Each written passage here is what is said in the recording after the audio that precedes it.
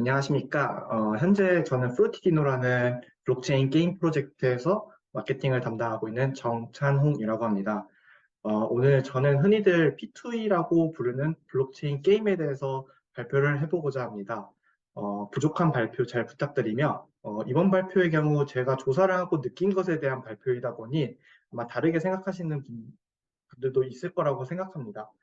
그런 부분에 있어서는 발표 이후 같이 의견을 나눌 수 있으면 좋다고 생각하면서 발표를 시작해 보도록 하겠습니다.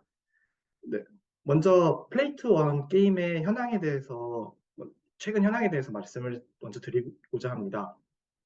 2023년 5월 15일 CMC 기준으로 현재 시장 규모는 약 6조 6천억이며 2022년 전체 게임 시장인 규모인 235조에 비하면은 현재는 약 3%에 불과한 시장입니다.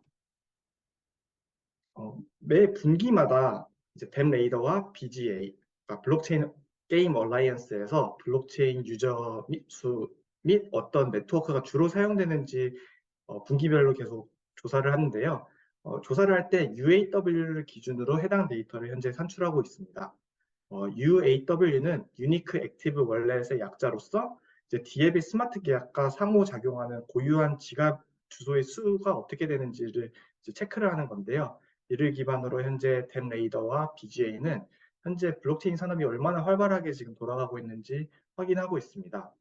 사실 이 데이터가 엄청나게 뭐 정확하거나 정밀한 데이터는 아니고 조사하는 데 한계가 있는 데이터이기 때문에 참고 정도만 해주시면 될 것 같아서 보시게 되시면은 요새 블록체인 게임의 관심도가 좀 적어지는 것을 방증하듯이 게임 UAW의 경우 2024년 4분기의 경우에는 월 평균 85만 9천 건 정도였는데 현재 2023년 4월의 경우에는 67만 2천 건으로 감소를 하였습니다. 블록체인 게임의 투자 금액 같은 경우에도 높았을 때인 2021년 3분기의 경우에는 하나로 했을 때는 약 1조 6천억인 반면에 2023년 4월 달의 경우에는 약 5,600억 투자가 블록체인 게임 쪽에서 이루어졌는 것을 확인하실 수 있으십니다. 또 UAW를 그냥 기준으로 봤었을 때 떤 네트워크가 인기 있고 어떤 게임이 인기 있느냐를 한번 살펴보았는데요. 가장 인기 있는 네트워크의 경우에는 댐레이더에서 조사한 바로는 왁스인데 왁스의 경우에는 사실 에일리언 월즈라는 단순 채굴형 게임이 있기 때문에 사람들이 실제적으로 게임을 하는 것보다는 이제 계속 돌려가면서 이제 채굴을 계속 하기 때문에 조금 트래픽이 높게 나온 것 같고요. 2위로는 이제 폴리곤, 3위로 하이브 순으로 이렇게 선정이 되었는데 제가 알기로는 요새 폴리곤 같은 경우에는 게임 쪽으로 되게 지원을 많이 해주고 있는 걸로 알고 있어서 요새 많은 프로젝트들이 폴리곤을 선택하는 것으로 알고 있습니다. 네, 순위에는 없지만 아비트럼이나 뭐 이뮤터블 X 같은 네트워크들도 최근에 UAW가 많이 증가했습니다. 저 같은 경우에는 사실 저기서 지표를 주로 보지는 않고 플레이트원닷넷 사이트에서 보통 웹사이트를 확인하는데 이쪽 시장 같은 경우에는 보통 커뮤니티가 되게 중요한 시장이다 보니까 해당 사이트를 통해서 커뮤니티 소셜 점수를 기준으로 인기 있는 게임을 보통 확인을 하곤 합니다. 보시게 되시면은 여전히 저희가 모두가 대부분이 아시는 엑시 인피니티가 1위인 것을 확인하실 수 있습니다. 제가 뭐 매일 들어가진 않지만 거의 항상 엑시 인피니티가 1위인 것 같고요. 참고로 소셜 점수의 기준은 제가 알기로는 트위터, 레딧, 페이스북을 기준으로 지금 점수를 잡는 걸로 알고 있습니다. 그러면은 왜 이 산업이 인기가 많아졌냐를 간단하게만 이제 좀 말씀을 드리고 싶은데요. 뭐 모두가 아시다시피 이 업계가 정말 커진 이유는 엑시 인피니티 덕분입니다. 2021년도가 진짜 아시다시피 엄청나게 핫했었는데요. 간단하게 설명드리자면 수집형 모바일 게임인 엑시 인피니티가 이제 스카이 마비스라는 베트남 스타트업에서 이제 시작이 되었습니다. 사실 이 시기에 이제 코로나가 터지게 되면서 많은 사람들이 일자리를 잃게 되었는데 어, 그때 일자리 잃은 사람들이 이 엑시 인피니티를 통해서 이제 수익을 얻게 되면서 생계를 유지를 할 수 있는 수단으로 많이 이 게임이 플레이가 되었습니다. 그래서 폭발적으로 이제 필리핀 외에도 동남아나 뭐 남미 국가들의 이제 인기를 많이 누리게 되었는데요. 2021년 2021년 10월 기준으로 시총 300억 달러를 돌파했었는데요. 이때 세계 5대 게임사에 등극을 했습니다. 나머지 4개 같은 경우에는 엄청 유명한 블리자드, 닌텐도, 로블록스, 그다음에 EA가 있고요. 그다음에 2021년 11월에 이제 업비트 기준으로 20만 1,900원을 찍으면서 최고치를 기록을 했었습니다. 바닥 가격이 제가 알기로는 한 0.18달러, 한 230원, 40원 정도로 였던 걸로 알고 있는데 그거를 생각하면은 거의 한 1,000배 정도 거의 뛴 걸로 확인할 수 있습니다. 간단하게 전성기를 설명을 드리자면은 DAU, 데일리 액티브 유저가 한 231만 명 정도가 최고치였고요.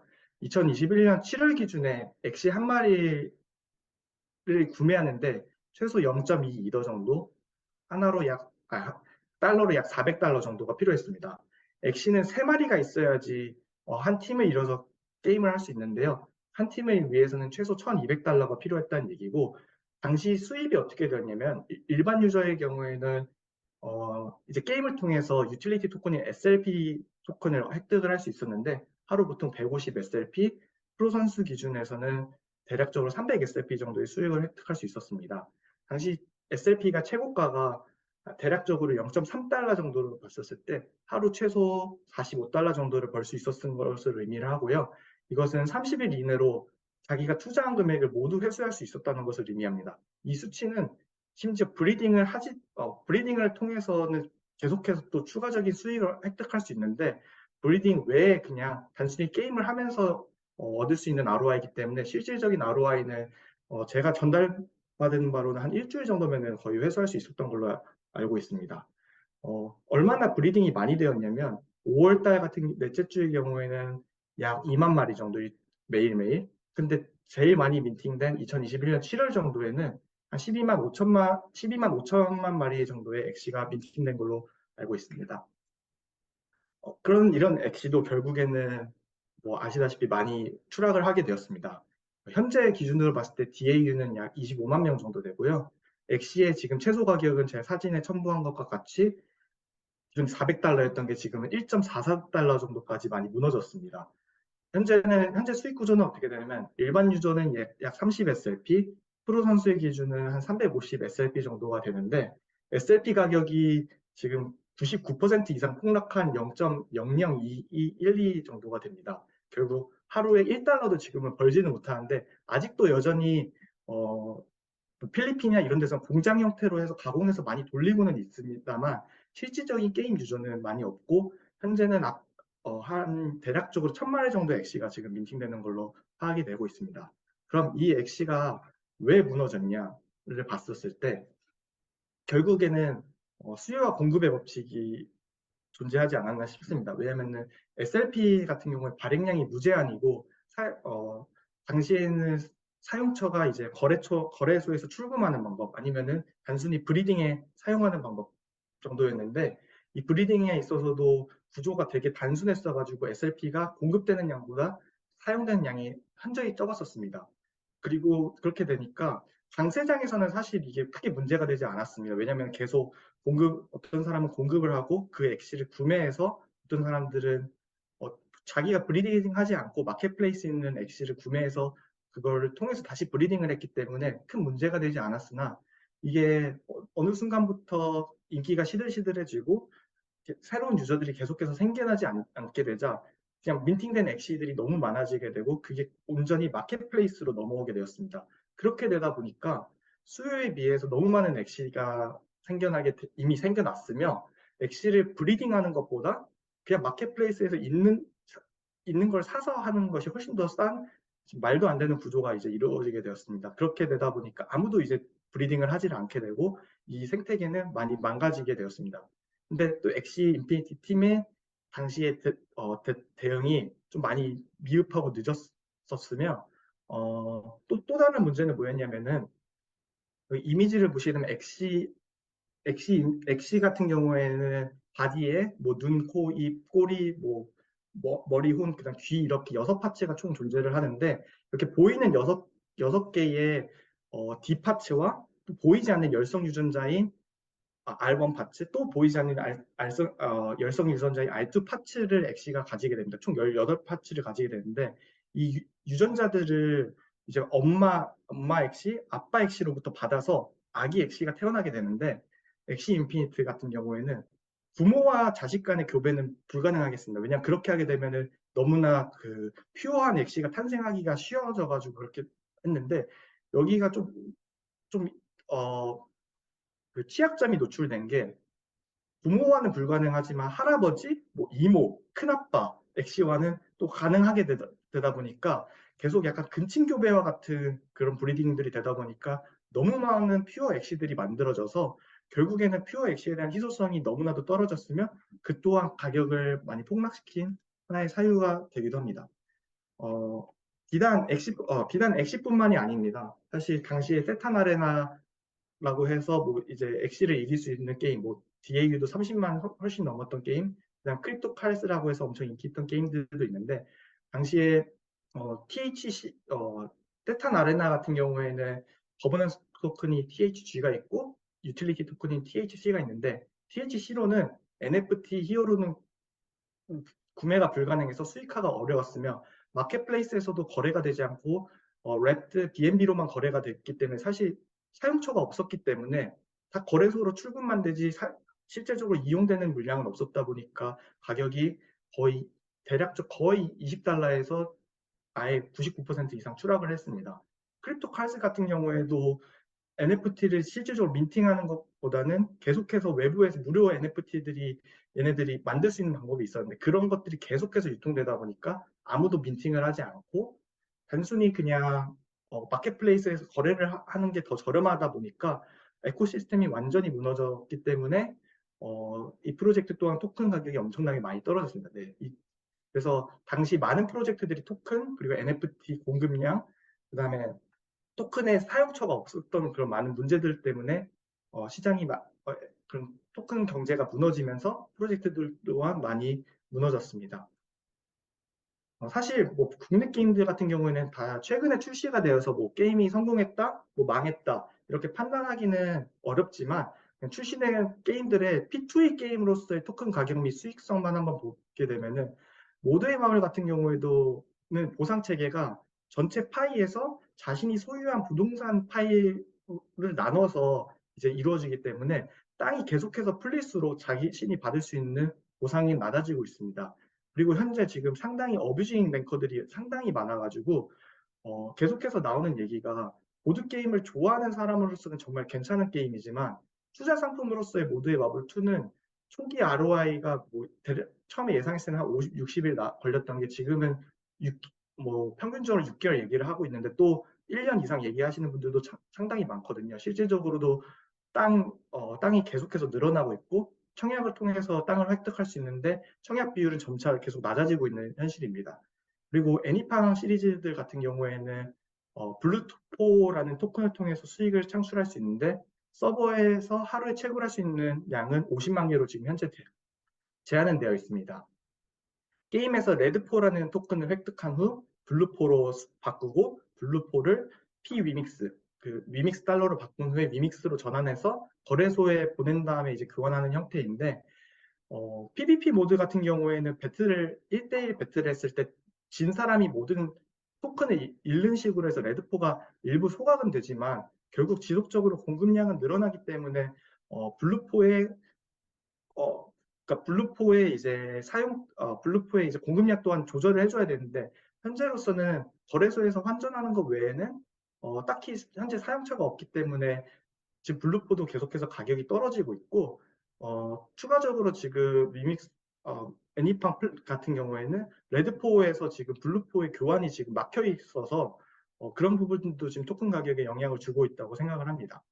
사실 생각해 보면은 P2E 게임 중에서 지속적으로 성공한 게임 뭐 얘기해 보라면은 생각나는 게임이 저는 크게 없습니다. 또한 그렇게 재미있는 게임을 생각해 보라면은 저는 사실 크게 없습니다. 그래서 저는 사실 앞으로는 게임과 블록체인을 결합했을 때는 P2E적이 아닌 또 다른 부분들도 접근이 좀 많이 필요하다고 생각을 합니다. 사실 블록체인 기술은 뭐 재미없는 기술을 획기적으로 뭐 재미있게 만들어지는 기술이 절대 아닙니다. 현재 재미있는 게임을 조금 더 이제 기술적으로나 뭐 보완을 해줘서 더욱 재밌게 만들어줄 수 있는 기술이라고 생각을 합니다. 뭐 예를 들면은 저는 사람들에게 블록체인 게임은 현재 P2E라고 그냥 많이들 인식이 되고 있는데 저는 P&E 또는 뭐 P&O 아니면 멀티 호밍 게임들 다른 개념으로 이제 나아가야 된다고 생각을 합니다. 우리가 사실 일반 게임을 할 때 게임의 엔진이 어떻게 되고, 뭐 백핸드는 어떻게 되고, 프론트엔드는 어떻게 되는지 사실 아무것도 관심 없이 순전히 그 게임에만 집중을 하게 되는데, 이상하게 이 블록체인 게임만 봤을 때는 사람들이 게임에 관심이 있는 게 아니고, 뭐 P2E 게임 곧 나온다는데 그거 들었어? 그거 어느 토큰인데 오를 것 같아. 그거 어느 거래소에 앞으로 상장할 것 같다더라. 거의 보통 코인이라든지 뭐 그 네트워크가 어떻게 된다든지 개발팀이 어떻게 된다든지 앞으로 어디에 상장한다든지 뭐 그런 기술에만 사실 너무 집착하고 있는 게 아닌가 싶습니다. 그래서 상당히 문제점이 많다고 생각을 하고요.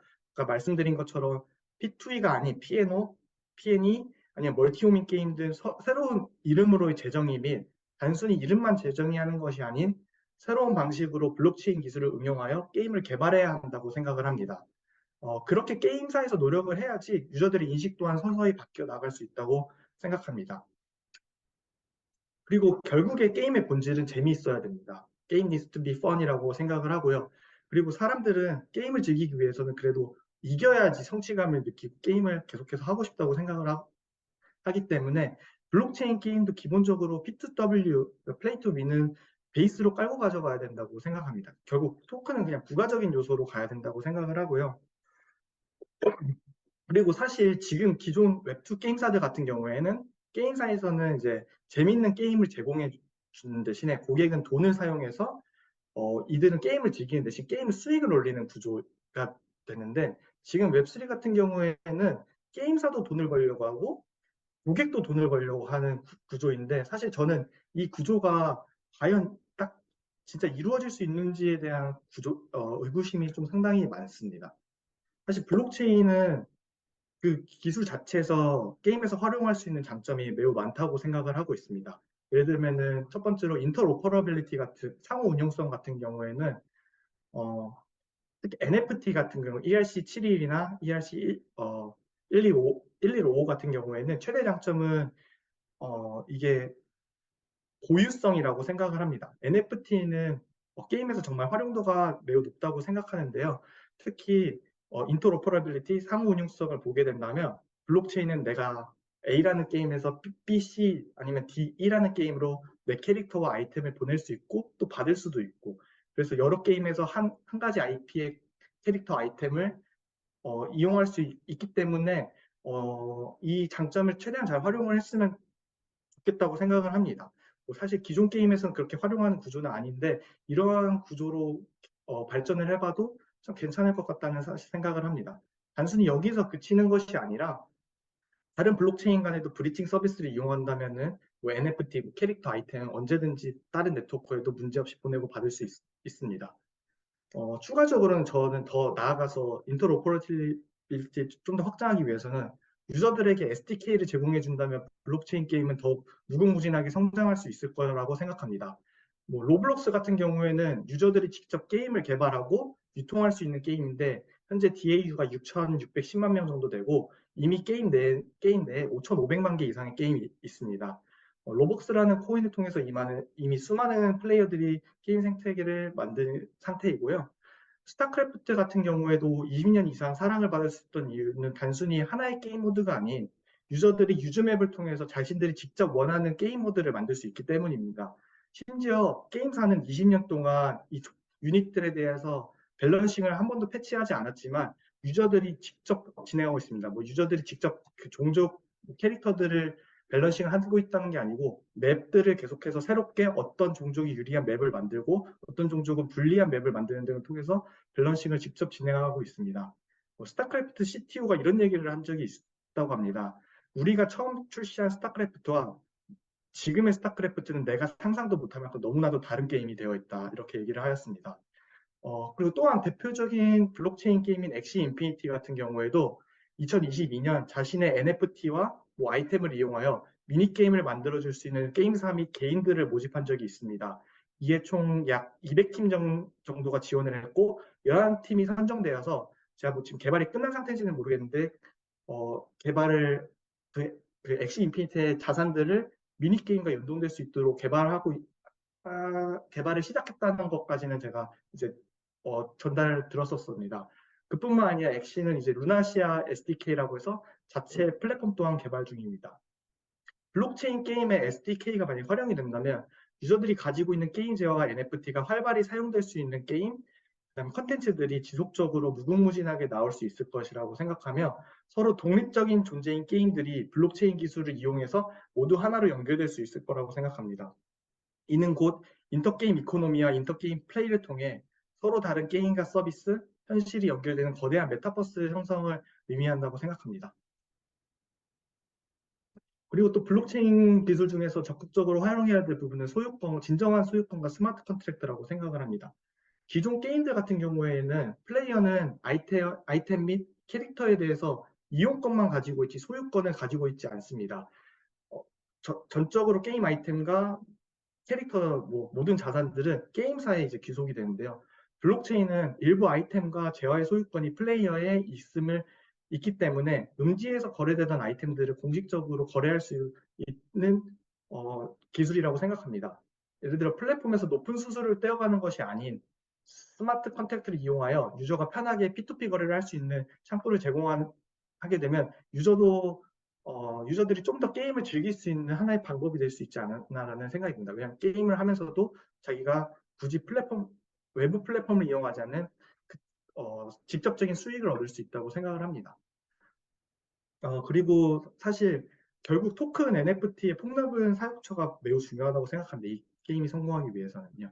지금까지의 P2E 게임들은 토큰의 사용처 폭이 너무 좁지 않았냐는 생각이 듭니다. 원론적인 얘기지만 결국은 수요와 공급의 법칙 문제가 아닌가 싶습니다. 토큰은 계속해서 찍어내는데 사용처 없이 단순히 거래소로 계속해서 교환 판매가 되는 거는 결코 옳지 않다고 생각합니다. 유통되는 만큼 결국 토큰이 계속해서 게임 플레이 아니면 아이템, 캐릭터 강화 뭐 이런 등등의 게임 내에서 계속해서 사용이 돼야 된다 생각하고 추가적으로 뭐 캐시샵 아이템이라든지 아니면 그 게임 관련된 게임사에서 뭐 굿즈 같은 것들을 만들어서 그런 토큰을 실제 굿즈 아이템과 교환할 수 있도록 한다든지 아니면 게임사에서 뭐 게임 토너먼트 대회 같은 걸 열었을 때 그런 초대권을 준다든지 이런 식으로의 재화로 교환될 수 있도록 확대가 돼야 된다고 생각을 하고 저는 PVP 모드 같은 경우에는 루저는 결국에 토큰을 다 잃어야 된다는 잃는 형태의 설계가 좀 더 맞지 않나 생각이 듭니다. 왜냐면은 만약에 아무도 잃지 않는다면은 계속해서 이제 토큰은 늘어만 가니까 소각 구조가 반드시 필요하다고 생각합니다.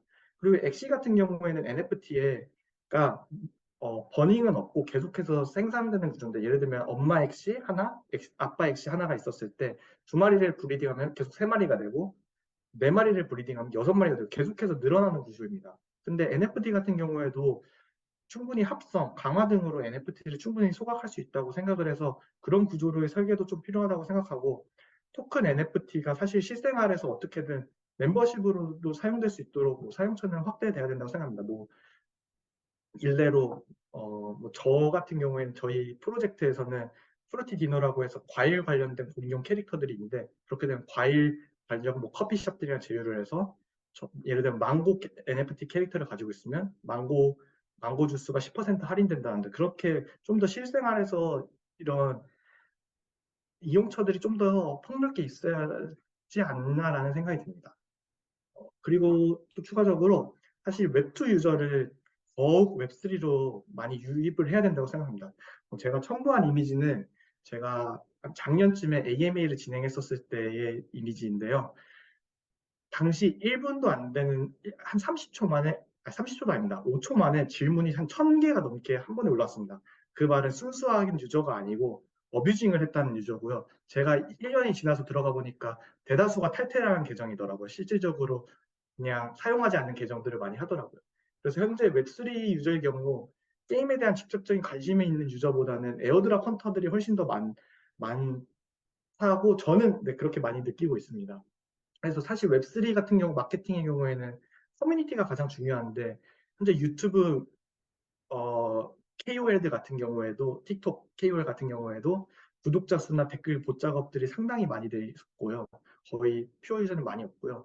텔레그램은 아까 말씀드린 것처럼 봇들이 계속 왔다 갔다 하는 채널이고요. 글림 갤럭시 같은 이제 웹3 인큐베이팅 플랫폼이라고 해서 보상 주는 플랫폼들도 어뷰징이 너무 많습니다. 한 유저가 거의 100개 계정 이상 돌리는 유저들도 상당히 많고 트위터도 사실 허수가 너무 많다고 생각합니다. 그래서 실질적으로 이 게임을 플레이할 웹2 유저들이 필요한데 그걸 어떻게 하냐라는 생각을 해봤는데 뭐 이거는 뭐 저희의 예시인데 저희 한 가지 방법입니다. 저는 웹 2.5 게임이 같은 것들이 도움을 줄 수 있다고 생각합니다. 예를 들면은 설명을 드리면은 저희는 하나의 게임을 만들고 있는데 디노라는 캐릭터 이제 다마고치처럼 레벨 1에서 30까지 키우게 되는데 얘를 어떻게 먹이고 어떻게 키우냐에 따라서 얘의 외형이 엄청나게 바뀝니다. 예를 들어서 바나나를 많이 먹이게 되면 바나나 디노로 될 확률이 높아지고 코코넛을 많이 먹이면 코코넛 디노가 될 확률이 높아집니다. 그래서 어떻게 케어하느냐에 따라서 얘네의 바디 파츠들이 모두 바뀌게 되는데 레벨 30이 되게 되면은 얘네를 NFT로 유저에게 물어봅니다. 너 이거 캐릭터 NFT로 민팅 해볼래? 하고 싶으면 해도 되고 안 하고 싶으면 안 해도 돼. 대신에 NFT로 민팅을 하게 되면 나중에 우리가 출시하는 웹3 게임들에서 너가 그 캐릭터를 단순히 한 게임에서만 활용하는 게 아닌 여러 게임에서 활용할 수 있어. 저희가 이렇게 한 이유는 처음에는 웹2 유저를 땡겨와서 이 사람들이 웹3를 간접적으로 체험을 해보고 괜찮으면은 웹3를 해보는 것도 괜찮다고 생각하면은 NFT를 민팅하는 거고 또 이제 사실 웹3 용어가 상당히 어렵거든요. NFT, 뭐 월렛, 프라이빗 키, 뭐 시크릿 프레이즈 뭐 이런 게 다 너무 어려운데 그런 것들을 좀 더 쉬운 방법으로 게임적인 내부에 녹여가지고 좀 더 쉽게 웹 2.5 게임을 통해서 교육을 시키게 된다 유저들을 웹3의 진입 장벽을 좀 낮출 수 있지 않나 라는 생각을 합니다. 뭐 이런 것, 네. 그렇게 생각하고요. 결국에는 저는 이제 결론은 재미있는 게임이 핵심이라고 생각합니다. 그 위에 블록체인 기술의 장점을 뭐 스마트 컨트랙트라든지 아까 인터로퍼러빌리티라든지 소유권을 더하는 것이 중요하다고 생각하고 더욱 재미있는 게임을 위해서 기술을 활용, 블록체인 게임은 그리고 또 P2E 게임이랑 다르다는 그런 인식의 확산이 매우 중요하다고 생각하고 이건 지극히 제 개인적인 생각인데 현재는 P2E, 현재 상황에서는 지속 가능하기는 사실 쉬운 모델은 아니라고 생각합니다. 왜냐하면 중앙화된 집단인 회사에서 발행하는 유틸리티 토큰이 지속적으로 발행되는 경우 누군가는 거래소를 통해서 수익화를 지속화할 것이고 그렇게 된다면 그 금액만큼 누군가 그 게임 플레이를 위해 비용을 소모해 주어야 되는데 이 순환 구조가 현재로서 과연 현재로서 그냥 과연 지속 가능한 모델인가에 대해서 저는 의문이 큽니다. 이전에 엑시 인피니티가 그랬고 그리고 토크노미스가 기존이랑 차별화되고 정말 잘 짜여져 있다고 평가받았던 스테펜 같은 경우에도 이 구조가 결국 붕괴되면서 생태계가 결국 완전히 붕괴되었습니다. 토큰이 현실 세계의 그 어떤 현물 재화나 자산의 뒷받침 아니면 보증이 되지 않는 한 아니면 또 사람들에게 진짜로 가치가 있다는 인식이 생기지 않는 한 지금 당장은 조금 쉽지 않은 모델이라는 생각이 듭니다. 오히려 제 생각에는 블록체인 기술이 무조건 수익을 내야 된다고는 생각하지 않습니다. 수익화 부분을 빼고 순전히 블록체인 기술의 이점을 살리는 게임을 만들거나 유저들의 게임 내 자산의 수익화를 해줄 수 있는 예를 들면 뭐 캐릭터 NFT, 뭐 아이템 NFT 등을 P2P 거래가 가능하게끔 해주는 게임의 개발 방향을 잘 살려서 개발하게 되면 현재 웹2 게임보다는 더 좋은 게임들이 개발될 수 있지 않나라는 생각을 저는 한번 해보았습니다. 토큰이라는 요소가 사실 플러스적인 요소를 위해서 도입되었지만 오히려 온전히 게임에 집중하지 못하는 오히려 외부적인 요소로 인해서 게임을 방해하게 되는 사실 양날의 검이 될 수 있다고 생각합니다. 뭐 지금까지 말씀드린 내용은 지극히 제 개인적인 생각이며 사실 대형 게임들을 개발하는 데는 보통 최소 3에서 10년 정도의 시간이 소요되는데 이 업계가 이렇게 뜨고 시작된 지는 불과 2년밖에 되지 않았습니다. 현재는 시장 상황이 녹록지 않지만 블록체인 게임 자체가 가진 발전 가능성 자체는 저는 부정할 수 없다고 생각합니다. 아직 이 시장이 성숙해지는데 단지 시간이 조금 더 필요하다고 생각합니다. 블록체인 게임이 결국 처음에 사람들이 관심을 가지게 되었던 이유와 취지에 맞게 발전할 수 있다고 생각하며 이 시장이 결국에는 게임 부분에서 새로운 패러다임을 만들 수 있다고 생각합니다. 네, 발표 들어주셔서 감사합니다.